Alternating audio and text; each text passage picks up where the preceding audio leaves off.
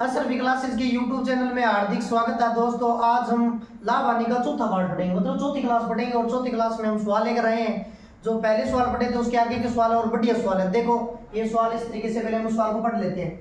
एक व्यक्ति 3 रुपए में 4 वस्तु खरीदता है और वह 4 रुपए में 5 वस्तु बेचता है, तो दुकानदार का लाभ प्रतिशत क्या होगा या उस व्यक्ति का लाभ क्या होगा, ये पूछ रहा है। देखो 3 रुपए में वो 4 वस्तु खरीदता है और 4 रुपए में 5 बेचता है, तो ये बताना है दुकानदार का लाभ या हानि, मतलब लाभ या हानि दोनों में से कुछ भी हो सकता है, क्या होगा। अब देखो क्या करना है, इस प्रकार के प्रश्न को जब भी हम करें तो हमें क्या करना है, हमें ऐसे करना है कि रुपए हमेशा ऊपर लिखने हैं और नीचे लिखनी है वस्तु, क्योंकि ये करने का सबसे बेस्ट तरीका है। रुपए ऊपर लिखना है और वस्तु हमेशा क्या लिखनी है, नीचे लिखनी है। अब देखो करना क्या है, जैसे वो 3 रुपए में 4 वस्तु खरीदता है, 3 रुपए ऊपर और वस्तु नीचे। 3 रुपए में 4 वस्तु खरीदता है, ये उसका क्या हो गया, क्रय मूल्य सीपी खरीदता है। और उसके बाद वो 4 रुपए में 5 वस्तु बेचता है। अब 4 रुपए में 5 वस्तु बेचता है, तो ये इसका क्या हो गया, एसपी। अब देखो सीपी, उसने 3 रुपए में 4 वस्तु खरीदी और 4 रुपए में 5 वस्तु बेची, ये इसका विक्रय मूल्य है। अब हमें लाभ या हानि प्रतिशत निकालना है, तो लाभ या हानि प्रतिशत निकालने के लिए नीचे जैसे 4 और 5 लिखा हुआ है, इसका लेना है एलसीएम। और इन दोनों का जो एलसीएम आएगा वो 4 5 कितने होते हैं, 20 आ गया। अब दोनों को 20 से क्या कर देंगे, मल्टीप्लाई कर देंगे। देखो इसको भी 20 से गुणा कर देंगे और इसको भी 20 से गुणा कर देंगे। अब देखो 4 एकम 4 और 4 5 20। अब इसको भी करेंगे 5 एकम 5 और 5 होके 20। अब देखो ऊपर वाली संख्या को मल्टीप्लाई करो, 3 5 15 और 4 चौके 16, मतलब आपका एग्जैक्ट जो सीपी है वो 15 और एसपी कितना आ गया, 16 आ गया। अब वो 15 में खरीदता है और 16 में बेचता है, तो उसको क्या होगा, लाभ होगा। इसको प्रतिशत में कैसे निकालते हैं, प्रतिशत में ऐसे निकालते हैं, लाभ बटे में क्रय मूल्य और इंटू 100। अब देखो 15 रुपए की चीज है और वो 16 रुपए में बेच रहा है, तो कितने का लाभ हमारा, 1 का। 1 और बटे में क्रय मूल्य कितना है, सीपी कॉस्ट प्राइस 15 रुपए और मल्टीप्लाई 100। अब 15 का 100 में भाग देते हैं, 15 6 90 और कितना बचा, 10 और बटे में 15। इसको और काट सकते हैं, 5 2 10 और 5 3 15। जो लाभ होगा वो होगा आपका 6 सही 2/3% का लाभ। तो इस तरीके से हम इस सवाल को कर सकते हैं। एक बार और समझा रहे हैं। देखो 3 रुपए में 4 वस्तु खरीदी। अब देखो 3 रुपए में 4 खरीद ली, मैंने कहा रुपए ऊपर रखने हैं और वस्तुएं नीचे रखनी है। 3 रुपए में 4 वस्तु खरीद ली। आगे कह रहा है कि 4 रुपए में 5 वस्तु बेचता है, तो रुपए 4 ऊपर और वस्तु 5 नीचे। अब क्या करना है, 4 और 5 का लेना है एलसीएम, और 4 और 5 का जो एलसीएम है वो होता है 20। 20 को इससे गुणा कर दिया, 20 को इससे गुणा कर दिया। अब इसको काटो, 4 का 20 में जाता है 5 बार भाग, और यहाँ पे 5 का 20 में जो जाता है वो 4 बार जाता है। 3 5 कितना हो गया, 15। तो कॉस्ट प्राइस जो क्रय मूल्य वो आपका 15 रुपए, और सेलिंग प्राइस जो विक्रय मूल्य 4 जो कि कितना हो गया, 16 रुपए। अब 15 रुपए की चीज है आपको 16 रुपए में बेचनी है, तो 15 की चीज 16 में बेचते हैं तो हमें लाभ हुआ। कितने का लाभ हुआ, 1 का। और बटे में क्या होगा, मैंने सूत्र लिख दिया, क्रय मूल्य बटे में 15 और मल्टीप्लाई इसको प्रतिशत में बदलने के लिए कितने से गुणा करेंगे, 100 से गुणा करेंगे। अब 15 का 100 में भाग देते हैं, 15 6 90 और 10 बचा, और बटे में जिसका भाग देते हैं 15। अब इसको काटे, 5 2 10 5 3 15। ये जो लाभ अपना होगा वो 6 से 2/3% का हो गया। अब हम एक ऐसा सवाल और करेंगे। देखो अब एक नया सवाल बनाएंगे, इसी में आपकी तैयारी के लिए वो बढ़िया रहेगी। जैसे कोई व्यक्ति 10 रुपए में 11 वस्तु खरीदता है और 11 रुपए में 10 वस्तु बेचता है। अब देखो 10 रुपए में 11 खरीदी और 11 में 10 बेचे, तो दुकानदार का लाभ या हानि क्या होगा।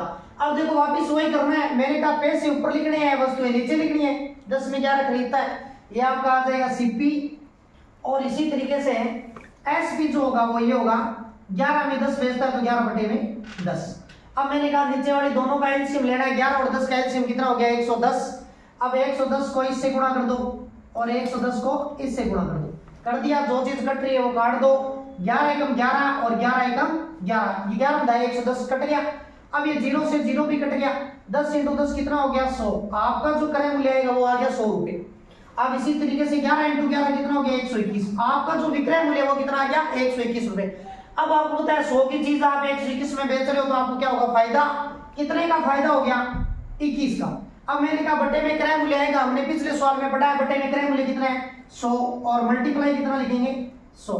तो आपको 100 से 100 कट गया, जो लाभ होगा वो कितने परसेंट का हो जाएगा, 21% का हो गया। तो इस तरीके से हम इस प्रकार के सवाल को कर सकते हैं, और ये सबसे आसान विधि है। देखो 10 में 11 खरीदी और फिर 11 में 10 बेच रहा है, एलसीएम 11 और 10 का 110 और 110 से गुणा कर दिया। अब 11 का 110 में 10 बार भाग जा रहा है और 10 का 110 में 11 बार भाग जा रहा है। 10 × 10 कितना हो गया 100, 11 × 11 कितना हो गया 121। 100 की चीज है 121 में बेच रहे हो तो 21 का फायदा और बटे में सीपी कितना आ गया 100। अब आपका 100 से 100 कट गया, लाभ कितना आ गया 21%। तो इस तरीके से इस टाइप को कर सकते हैं। अब इसका आगे का जो टाइप है एक थोड़ा सा इससे बड़ा टाइप है, मतलब इसलिए कह सकते हैं हम। देखो ये दूसरा सवाल है वो भी हम सॉल्व करेंगे, इसी टाइप का थोड़ा सा चेंज है। एक व्यक्ति ने 2 रुपए में 3 वस्तु खरीदी और उतने ही भाव से 3 रुपए में 5 वस्तु खरीदी और उन्हें 1 रुपए में 2 के भाव से बेच देता है, तो उस व्यक्ति का या दुकानदार का लाभ प्रतिशत क्या होगा। तो इस प्रकार के सवालों को ऐसे ही करना है। जैसे देखो 2 रुपए में पहले 3 खरीदी तो उसका सीपी आ जाएगा 2/3 और बाद में 3 में 5 खरीदी तो उसका दूसरा सीपी भी है वो 3/5 और बाद में उनको 1 रुपए में 2 के भाव से वो क्या करता है बेच देता है। तो आपका जो एससी है वो कितना आएगा एसपी 1/2। अब मैंने कहा इनका एलसीएम लेना है 3, 5 और 2 का एलसीएम कितना आएगा 3, 5 और 2 का 3, 5 से 15 और 15 दूनी 30। अब देखो इसने टोटल जो वस्तु है वो एलसीएम 30 ले लिया और खरीदी कितनी है 2 रुपए में 3, इसको 30 से गुणा कर दो और इसको भी 30 से गुणा कर दो। अब इसमें एक चीज ध्यान रखनी है, जब एक बार खरीदे और एक बार बेचे तो 30 से मल्टीप्लाई करना है। लेकिन अब की बार देखो 30 यहाँ खरीद रहा है 30 यहाँ खरीद रहा है तो टोटल कितनी बेचेगा 30 और 30 60, यहाँ 60 से गुणा करना आपको, बस इतना ही करना है इसमें और कुछ नहीं। 3 का 30 में भाग दो 3 × 30 और 5 का 30 में दो 5 का 30 और 2 का 60 में दो कितना आएगा 2 × 30। अब 2 × कितना हो गया 20 और 3 का कितना हो गया 18 और यहाँ पे 30 एकम 30 तो 18 ये दोनों तो खरीद रहा है 20 और 18। अब 20 खरीद रहा है फिर 18 खरीद रहा है और उनको कितने बेच रहा है 30 बेच रहा है। अब देखो 20 और 18 कितना हो गया दोनों खरीदी गई है तो 38। अब 38 में खरीद के वो कितने में बेच रहा है 30 में बेच रहा है तो उसको घाटा लगेगा या फिर लाभ होगा। 38 में खरीदी और 30 में बेच रहा है तो उसको घाटा लगेगा। कितने का घाटा लगेगा 8 का। 8 बटे में क्रय मूल्य कितना है 38 बटे में लिखेंगे हम 38 और मल्टीप्लाई कितना करेंगे 100। अब जो चीज कट रही है वो काट दो 4 दुए ये 2 से काटा 2 चौके 8 2 से काटा 19 दुए 38 उत्तर आएगा 400 और बटे में 19। तो आप इसको आगे भी कर सकते हो और यहाँ तक भी रख सकते हो। तो आपका जो घाटा लगा है या हानि है वो आएगी आपको 400/19% की हानि होगी। एक बार और इसको देखो 2 में 3 खरीदी 3 में 5 खरीदी और 1 में 2 बेच रहा है।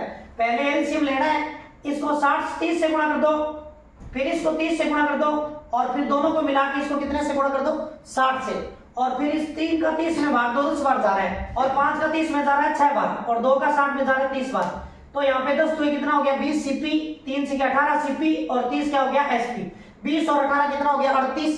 तो 38 रुपए आपका टोटल क्रय मूल्य सीपी आ गया और 30 रुपए आपका विक्रय मूल्य। 38 की चीज है 30 में बेचते हो तो आपको घाटा लगेगा 8 का और बटे में सीपी कितना आ गया 38। 8/38 × 100।